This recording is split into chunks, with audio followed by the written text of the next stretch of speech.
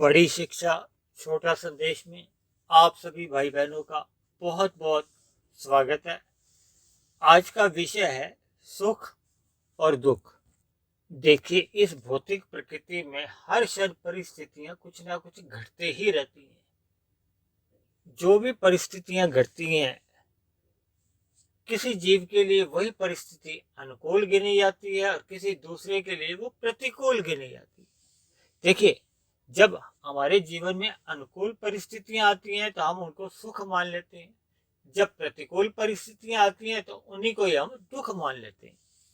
इसे हम उदाहरण से यूं भी समझ सकते हैं, जैसे एक मरा हुआ पक्षी है या पशु है, उसकी गंध से गिद्ध को तो भोजन मिलता है ना, यानी उसकी गंध उसके लिए सुगंध के बराबर है, उसका भोजन है, उसके लिए अनुकूल परिस्थिति।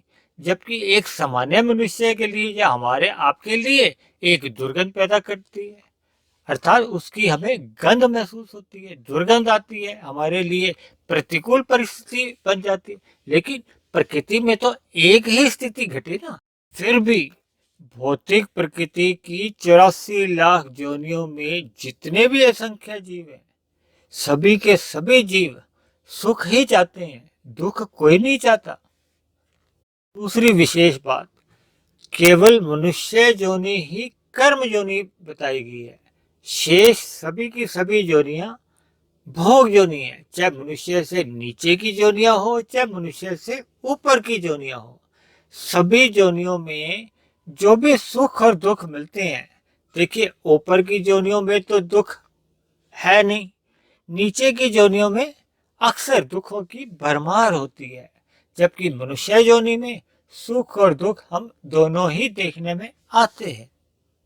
किसी मनुष्य के जीवन में सुख अधिक होते हैं और दुख कम होते हैं, किसी के जीवन में दुख अधिक होते हैं और सुख कम होते हैं। फिर भी दुख और सुख मनुष्य योनि में किए गए कर्मों का ही फल होते हैं।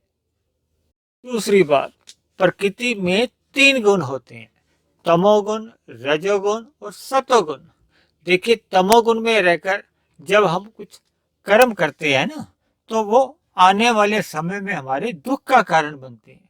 देखिए, जब हम अपने सुख के लिए दूसरे किसी जीव को या अन्य जीवों को हम दुख देते हैं तो वो सारे कर्म हमारे तामसिक माने जाते हैं। जब हम अपने सुख के लिए अन्य किसी जीव को दुख नहीं देते, ऐसे सभी कर्म हमारे राजसी माने जाते हैं। जब हम अपने सुख के लिए पहले अन्य जीवों के सुख का ध्यान रखते हैं, जैसे हम कबूतरों को दाना खिलाते हैं, गाय को रोटी खिलाते हैं, या अन्य निर्बल मनुष्यों की भी सहायता करते हैं या किसी भी तरह के धार्मिक कार्य करते हैं, लेकिन सुख की प्राप्ति का हमारा उद्देश्य बना होता है, ऐसे सभी कार्य सात्विक माने जाते हैं। पुण्य कर्म भी आप साधारण भाषा में आप इनको समझ सकते हो, से सभी कर्म सात्विक गिने जाते हैं।